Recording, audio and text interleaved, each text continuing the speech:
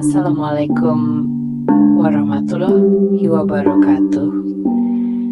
Kembali lagi dengan saya, Vena, yang akan menemani malam kesendirian. Sebelum masuk ceritanya, tarik selimutmu, matikan lampu kamarmu. Mari kita simak ceritanya. Dari kamar sebelah, sesekali terdengar suara ibunya mengerang pelan. Obat yang diminum tadi seharusnya membuatnya tidur nyenyak, tetapi sesekali Ayu masih mendengar suara ibunya menggaruk tubuhnya. Ayu menghela napas, mencoba menenangkan diri. Namun, tepat saat ia hampir terlelap, tep, tep, tep, sebuah suara langkah kaki menggema di lantai kayu. Ayu membuka mata lebar-lebar.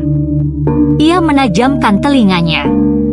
Suara itu terdengar samar, seakan seseorang berjalan pelan di dalam rumah. Namun, tidak mungkin. Semua orang sudah tidur, bukan? Ayu duduk di tempat tidur, mendengarkan lebih seksama. Jantungnya berdebar keras. Tep, tep, tep. Kali ini lebih dekat. Dengan tangan gemetar, Ayu meraih ponselnya dan menyalakan lampu kecil di layar. Ia bangkit perlahan dan berjalan menuju pintu kamar. Saat membuka pintu, koridor rumah tampak gelap, hanya diterangi oleh cahaya bulan yang masuk melalui celah jendela. Dan saat itu juga, sesuatu berkelebat di sudut matanya. Sebuah bayangan. Bayangan itu berlari cepat melewati ruang tamu. Terlalu cepat, seolah tidak menyentuh tanah. Ayu menahan napas, tubuhnya membeku di tempat. Siapa? Bisiknya hampir tak terdengar. Tidak ada jawaban. Hanya kesunyian yang semakin mencekam. Tiba-tiba, aarg! Suara jeritan tertahan terdengar dari kamar orang tuanya. Ayu tersentak. Dengan panik, ia berlari menuju kamar mereka dan membuka pintu lebar-lebar. Yang dilihatnya membuat darahnya membeku. Pak Waluyo sedang kejang-kejang di tempat tidur.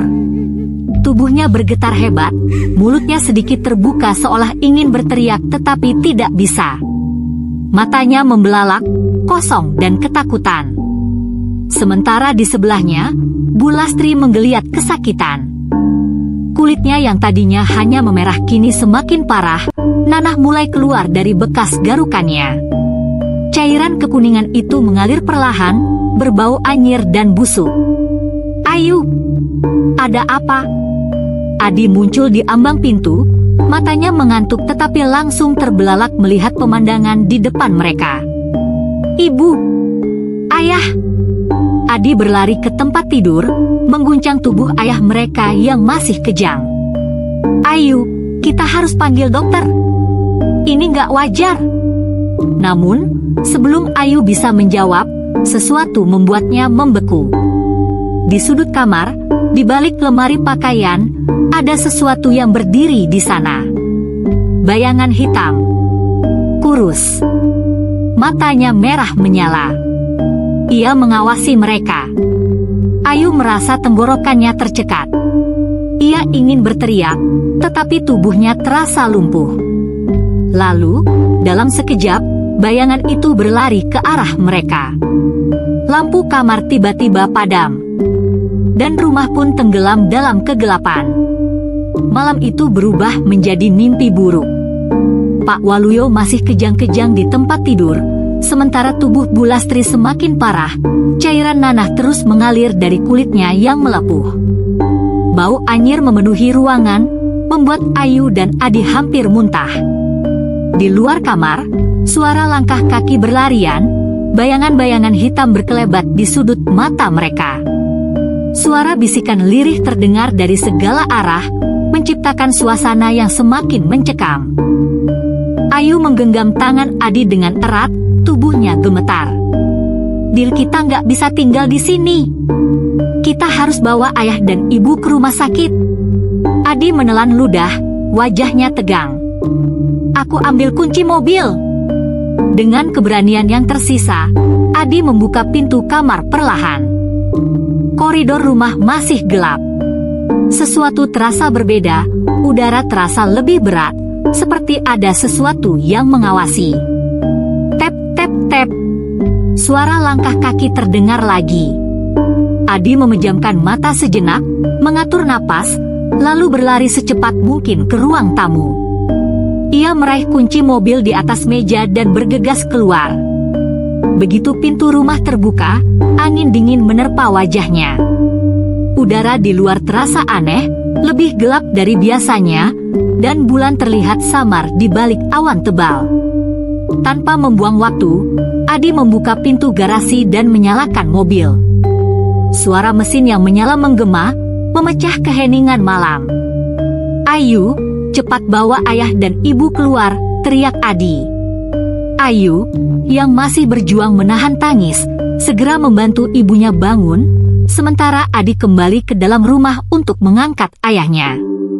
Tubuh Pak Waluyo terasa dingin, tetapi ia masih bernapas.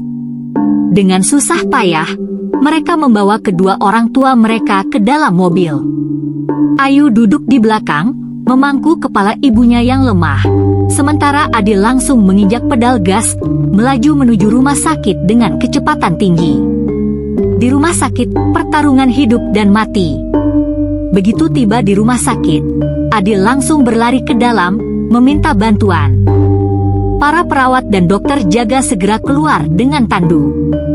Pak Waluyo dan Bu Lastri dibawa masuk ke instalasi gawat darurat IGD dengan cepat. Ayu dan Adi hanya bisa berdiri di depan ruangan, napas mereka memburu, pakaian mereka berantakan. Seorang dokter mendekati mereka. "Sejak kapan kondisi orang tua kalian seperti ini?" tanyanya serius. Ayu menelan ludah, suaranya hampir tak keluar. "Ayah awalnya cuma lumpuh. Lalu tiba-tiba mulutnya kaku, terus malam ini kejang-kejang.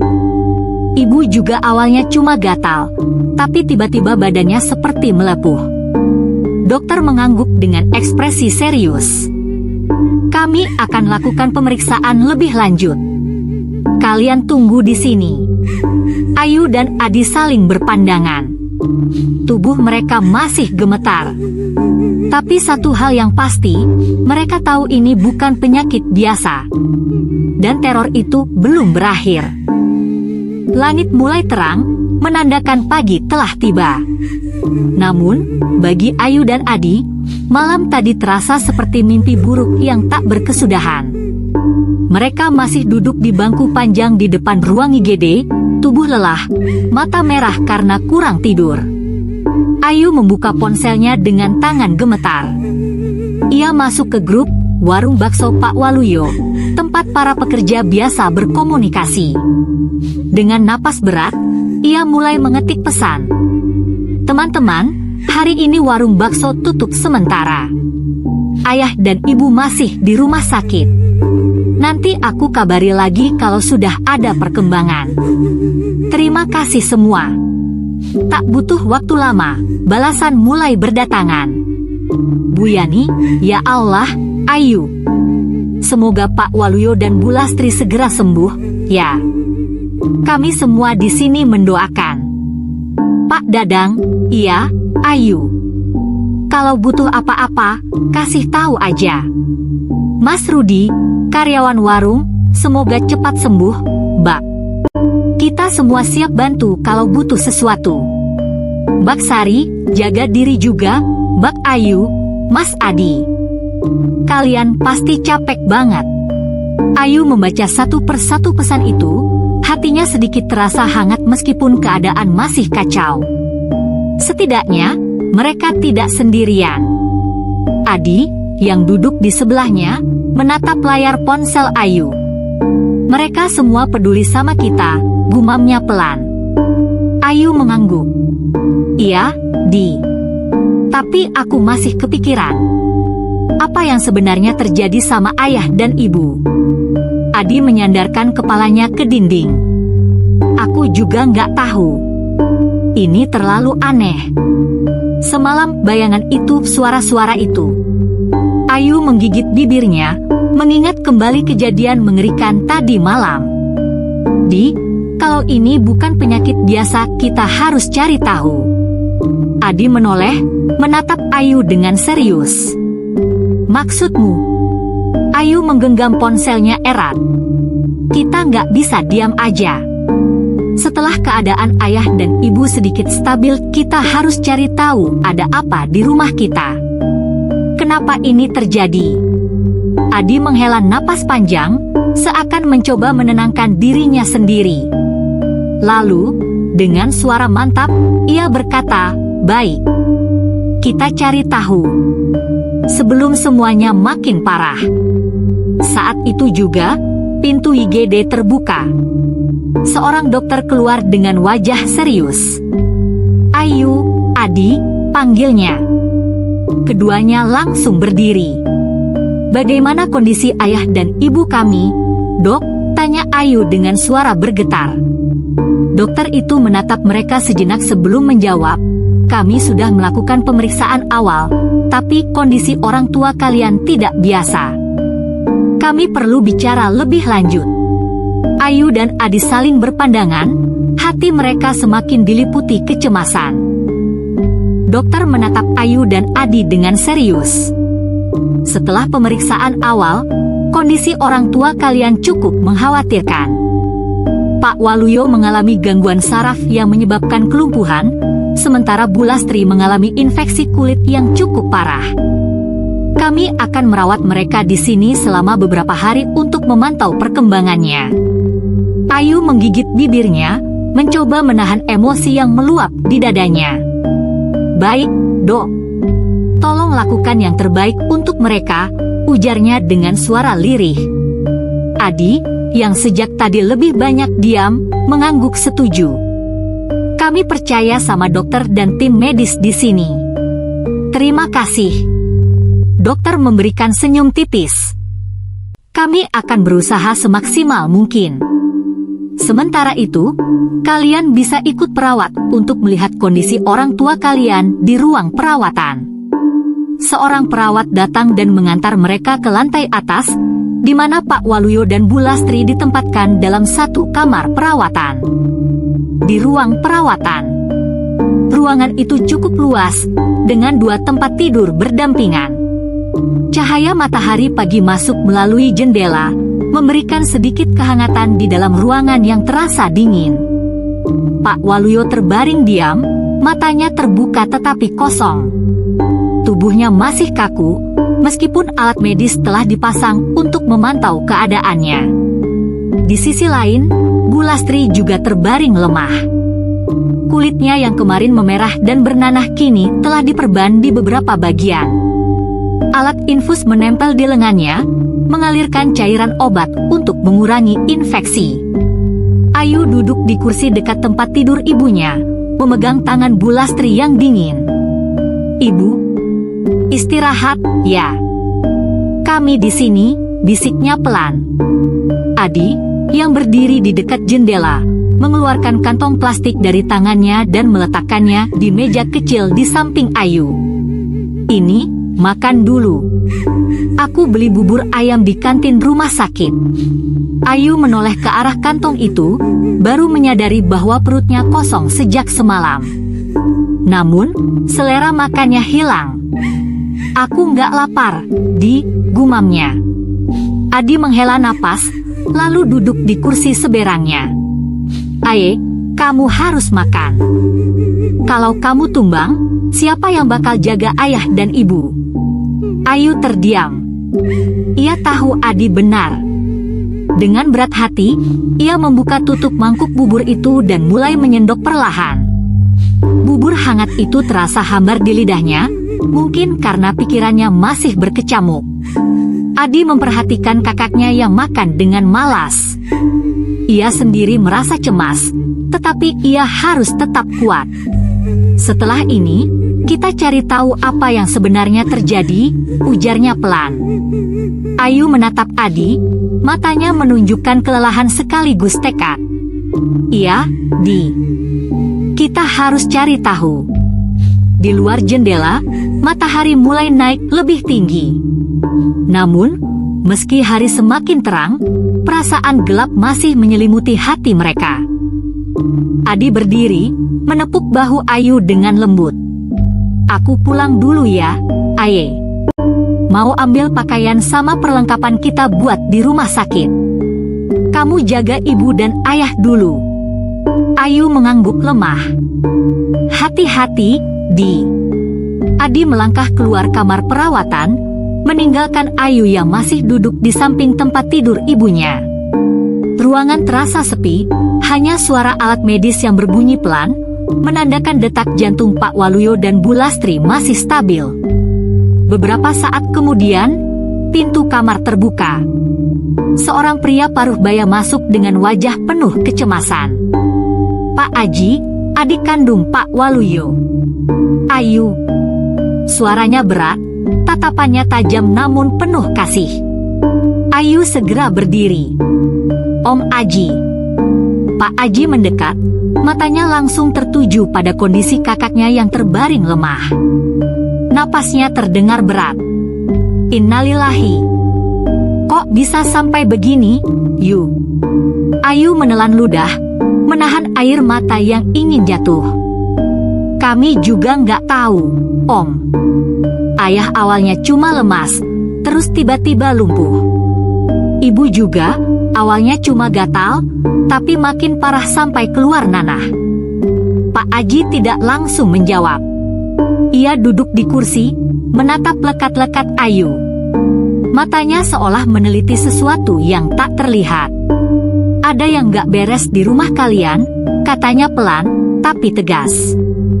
Ayu menegang. "Maksud Om?" Pak Aji meraih tangan Ayu, lalu menutup matanya. Bibirnya mulai melafalkan doa-doa dengan suara lirih. Udara di dalam ruangan terasa lebih berat. Ayu tidak tahu kenapa, tapi tubuhnya tiba-tiba merinding, seperti ada hawa dingin yang menyusup ke dalam tulangnya. Setelah beberapa saat, Pak Aji membuka matanya dan melepaskan genggaman tangannya dari Ayu. Wajahnya semakin serius. "Kamu dan adik sekarang dalam bahaya." Ayu membeku. "Apa? Yang menyerang orang tuamu belum selesai. Target berikutnya adalah kalian berdua." Darah Ayu seolah berhenti mengalir. "Om, ini serius?" Pak Aji mengangguk. "Aku sudah membentengi kalian dengan doa, tapi kalian harus tetap waspada. Ini bukan sakit biasa, Yu. Ada sesuatu yang mengincar keluarga kalian. Dan aku rasa ini bukan pertama kalinya." Ayu menggigit bibirnya, pikirannya berkecamuk. Ia mengingat kembali semua kejadian aneh yang terjadi di rumah, bayangan yang berlarian, suara langkah kaki, teror yang semakin menjadi-jadi. "Om, kalau memang ini bukan penyakit biasa, siapa yang melakukan ini? Dan kenapa?" Suaranya gemetar. Pak Aji menghela napas panjang. "Aku belum bisa bilang sekarang, tapi aku punya dugaan. Sementara ini, fokus dulu menjaga ayah dan ibumu. Aku akan cari tahu lebih dalam soal ini." Ayu mengangguk, meskipun hatinya masih diliputi ketakutan. Ia baru saja menyadari bahwa mereka sekeluarga sedang menghadapi sesuatu yang lebih besar dari sekadar penyakit. Dan kini, ia dan Adi telah menjadi sasaran berikutnya.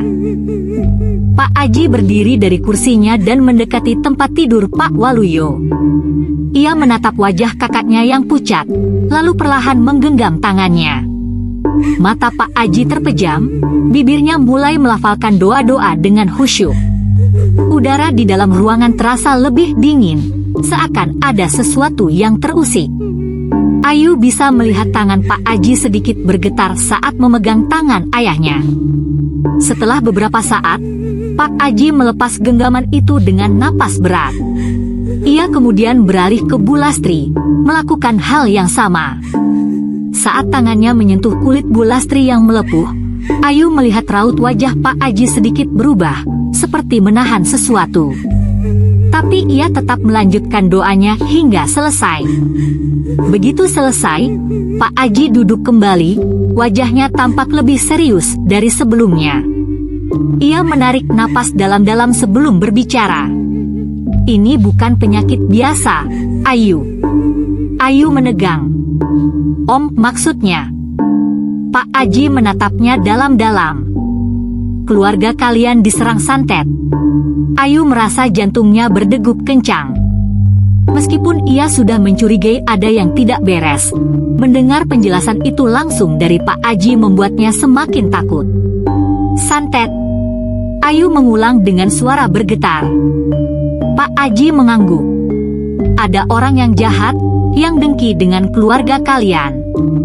Dia mengirim santet untuk menghancurkan keluarga ini.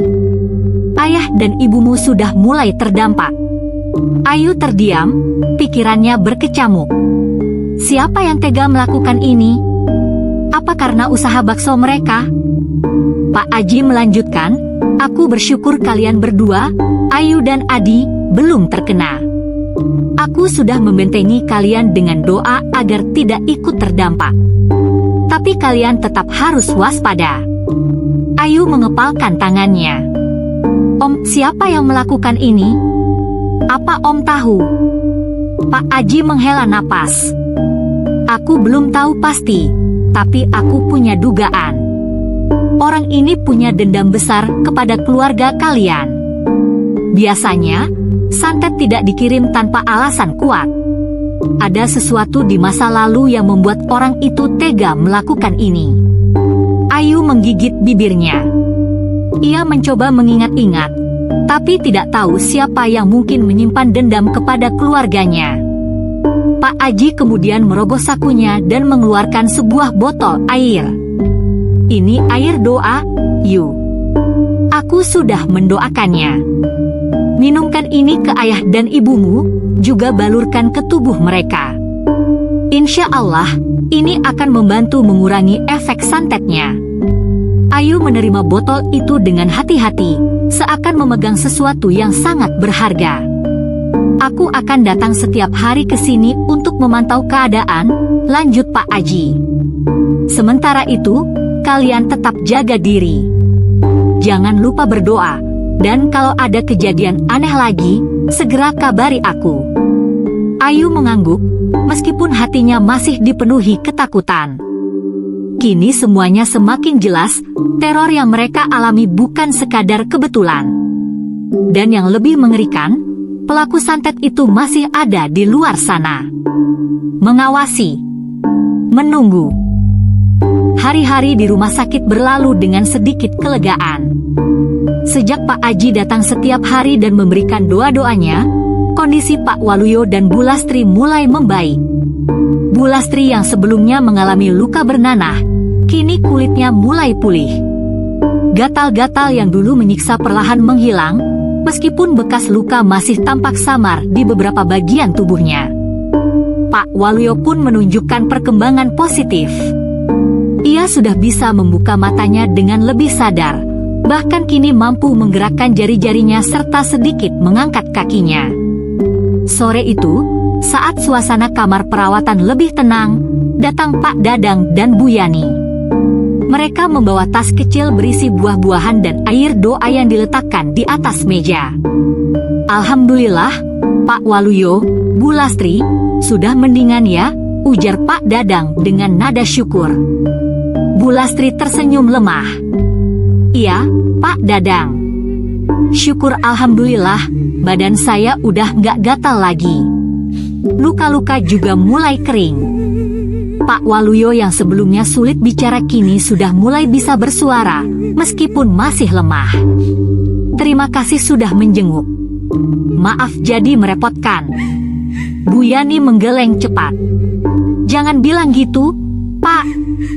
Kami malah khawatir dari kemarin. Warung juga sepi tanpa kehadiran kalian. Pak Dadang menambahkan, yang penting sekarang fokus sembuh dulu, Pak. Soal warung, nanti kalau sudah sehat baru dipikirkan lagi. Ayu dan Adi duduk di samping mereka, ikut mendengarkan percakapan itu. Meski masih lelah, mereka merasa sedikit lebih tenang melihat kedua orang tua mereka pulih perlahan. Pak Dadang kemudian menunjuk botol air yang ia bawa. Ini, Pak, air doa dari orang yang saya kenal. Saya nggak tahu bisa membantu atau enggak, tapi nggak ada salahnya untuk diminum dan dibalurkan lagi ke tubuh. Semoga bisa mempercepat penyembuhan. Bu Lastri mengambil botol itu dengan hati-hati. Terima kasih banyak, Pak Dadang, Bu Yani. Jangan sungkan, Bu, jawab Bu Yani lembut. Setelah berbincang sejenak, Pak Dadang dan Bu Yani pamit pulang. Mereka terlihat lebih lega setelah melihat kondisi Pak Waluyo dan Bu Lastri yang membaik. Namun, saat Ayu mengantarkan mereka sampai keluar ruangan, ia melihat ekspresi Pak Dadang yang sedikit berubah. Ada apa, Pak? Tanya Ayu penasaran.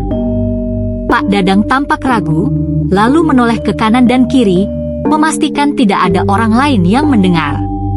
Ayu, aku cuma mau bilang, meskipun keadaan sudah lebih baik, kalian tetap harus waspada. Aku nggak mau menakuti, tapi aku merasa ini belum selesai. Ayu terdiam. Belum selesai. Pak Dadang mengangguk pelan. Aku nggak tahu siapa yang tega melakukan ini ke keluarga kalian.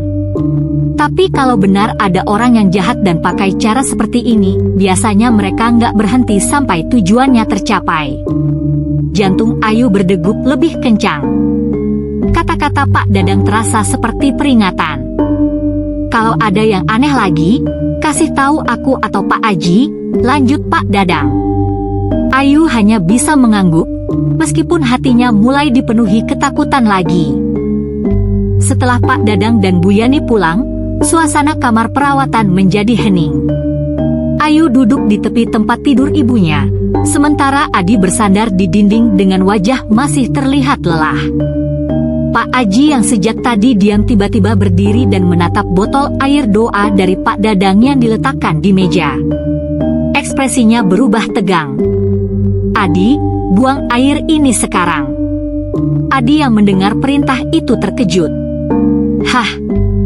Kenapa, Om? Kan itu air doa dari Pak Dadang. Bu Lastri juga ikut bingung. Iya, Pak Aji katanya air doa buat penyembuhan.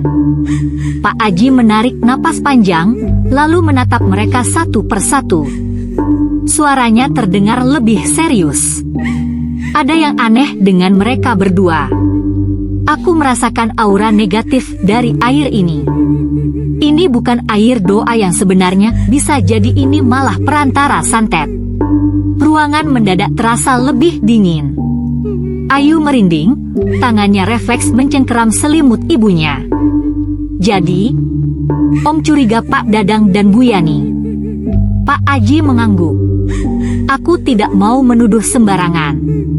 Tapi sejak awal, ada sesuatu yang janggal. Dan sekarang, aku semakin yakin bahwa mereka berdua terlibat. Adi langsung mengambil botol itu tanpa pikir panjang. Baik, Om. Aku buang sekarang juga. Ia bergegas keluar kamar, sementara Ayu dan ibunya masih terdiam dalam keterkejutan. Saat itu, Pak Waluyo yang sejak tadi terbaring lemah tiba-tiba bersuara pelan. Aku baru ingat sesuatu. Ayu segera mendekat. Apa, Yah? Pak Waluyo menatap langit-langit sejenak, seperti menggali ingatannya. 3 bulan lalu, Pak Dadang pernah meminjam uang padaku. 10 juta. Aku berikan, karena aku pikir dia memang butuh. Ayu dan Bu Lastri saling pandang. Terus, tanya Bu Lastri pelan. Sebulan setelah itu, dia datang lagi. Kali ini, dia minta 15 juta. Katanya anaknya kena kasus dan butuh uang untuk ganti rugi. Ayu mulai memahami arah cerita ini. Ayah kasih lagi. Pak Waluyo menggeleng. Tidak. Aku bilang, dia harus melunasi hutang sebelumnya dulu. Aku juga nggak mau sembarangan memberi uang sebanyak itu kalau tidak jelas penggunaannya. hening. Bu Lastri tampak merenung. Apa mungkin karena itu? Pak Waluyo menghela napas berat.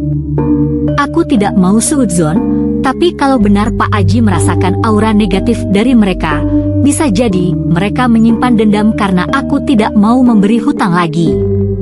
Ayu merasakan ketakutan menjalar ke seluruh tubuhnya. Jika benar Pak Dadang dan Bu Yani adalah dalang di balik santet ini, berarti mereka telah hidup berdampingan dengan musuh yang selama ini berlagak baik. Pak Aji menatap mereka dengan tatapan penuh kewaspadaan.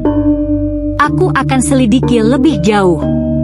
Tapi yang jelas, mulai sekarang kalian harus lebih berhati-hati. Jangan biarkan mereka tahu kalau kita sudah mulai mencurigai mereka. Ayu menggenggam tangannya erat. Perasaannya berkecamuk antara marah, takut, dan tidak percaya. Musuh mereka bukan orang jauh. Musuh mereka adalah orang yang selama ini dianggap sebagai teman. Suasana di dalam kamar rumah sakit terasa tegang setelah pembicaraan tentang Pak Dadang dan Bu Yani. Ayu bisa merasakan kemarahan membuncah di dalam diri Adi, namun sebelum adiknya sempat meluapkan emosinya, Pak Waluyo berbicara dengan suara lemah namun penuh ketegasan. Kita sudahi pembahasan ini. Aku tidak mau ada dendam atau kebencian. Kalau memang ada yang berniat jahat pada keluarga kita, biarlah. Aku sudah memaafkan mereka. Bu Lastri menatap suaminya dengan mata berkaca-kaca. Iya, Pak. Saya juga tidak mau terus-menerus menyimpan curiga atau marah. Kalau kita membalas dengan kebencian, kita tidak akan pernah tenang. Adi mengepalkan tangannya. Tapi, yah, kalau memang mereka yang ngelakuin ini, kita nggak bisa diam aja. Mereka hampir ngebunuh ayah dan ibu. Suaranya meninggi, dadanya naik turun menahan emosi. Ayu melihat itu dan segera meraih bahu Adi, menenangkannya. Adi, dengar dulu, ucap Ayu dengan lembut. Aku tahu kamu marah. Aku juga kesal. Tapi ayah benar, kita nggak bisa membalas kejahatan dengan kejahatan. Lagi pula, kita belum benar-benar punya bukti. Kalau kita gegabah, bisa jadi malah kita yang dianggap jahat. Adi masih terlihat berat menerima, namun ia menghembuskan napas kasar dan duduk kembali dengan wajah cemberut. Pak Aji yang sejak tadi diam, akhirnya angkat bicara. Kalian harus ingat satu hal. Segala sesuatu yang kita lakukan, baik atau buruk, pasti ada balasannya. Yang menanam keburukan, pasti akan menuai keburukan juga. Mungkin tidak sekarang, tapi cepat atau lambat, hukum alam akan berjalan. Ia menatap Adi dengan penuh makna. Kalau memang mereka yang melakukannya, percayalah, mereka tidak akan bisa lari dari karmanya. Adi menunduk, masih belum sepenuhnya tenang, tapi perlahan menerima. Pak Aji melanjutkan, yang bisa kita lakukan sekarang adalah mengikhlaskan dan tetap waspada. Kita tidak boleh takut, tapi juga tidak boleh lengah. Orang yang dengki bisa berbuat lebih jauh dari yang kita kira. Pak Waluyo tersenyum tipis. Terima kasih, Aji. Kamu selalu bisa menenangkan hati kami.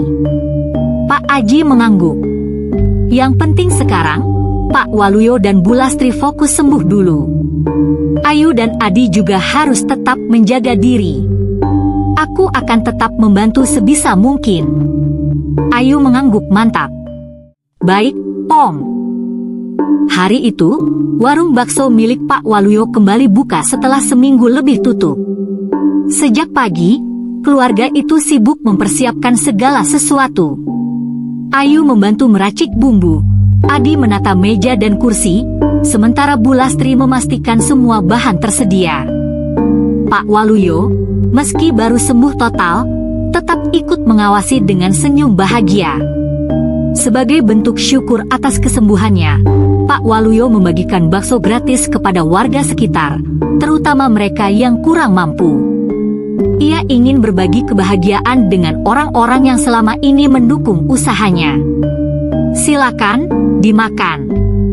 Ini bentuk rasa syukur saya bisa kembali sehat, ujar Pak Waluyo kepada para pelanggan.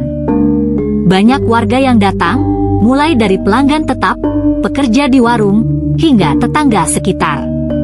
Mereka semua senang melihat keluarga Pak Waluyo kembali sehat dan warung bakso mereka ramai seperti dulu. Namun, di tengah kebahagiaan itu, ada satu hal yang janggal. Pak Dadang dan Bu Yani tak terlihat. Beberapa pekerja warung mulai berbisik-bisik membahas keberadaan mereka. Pak Dadang dan Bu Yani kok nggak kelihatan ya? Biasanya mereka yang paling duluan ke sini. Iya, aku dengar mereka pergi ke kampungnya. Tapi ada juga yang bilang Pak Dadang kena stroke dan dibawa pulang ke kampung. Ayu dan Adi yang mendengar itu saling pandang. Mereka teringat pembicaraan dengan Pak Aji beberapa hari lalu. Mungkin ini yang dibilang Om Aji karma itu nyata, bisik Adi pelan kepada Ayu. Ayu hanya mengangguk. Dalam hatinya, ia tidak merasa senang mendengar kabar itu.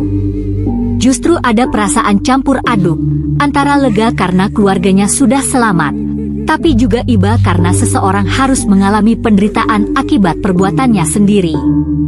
Di sudut warung, Pak Aji datang, tersenyum melihat keramaian. Ia mendekati Ayu dan Adi, lalu berbisik, "Sudah kubilang, semuanya akan kembali pada pelakunya. Tapi ingat, kita tidak perlu bersuka cita atas penderitaan orang lain. Cukup jadikan pelajaran bahwa niat buruk tidak akan pernah menang." Ayu tersenyum kecil. "Iya, Om, yang penting sekarang keluarga kami selamat dan bisa kembali menjalani hidup dengan tenang." Pak Aji mengangguk. "Betul. Dan tetaplah waspada. Kadang, kejahatan bisa datang dalam bentuk lain." Ayu dan Adi saling berpandangan, menyadari bahwa meski cobaan ini sudah berlalu, hidup tetap harus dijalani dengan hati-hati. Warung bakso kembali ramai seperti sedia kala, dan kehidupan mereka pun perlahan kembali normal.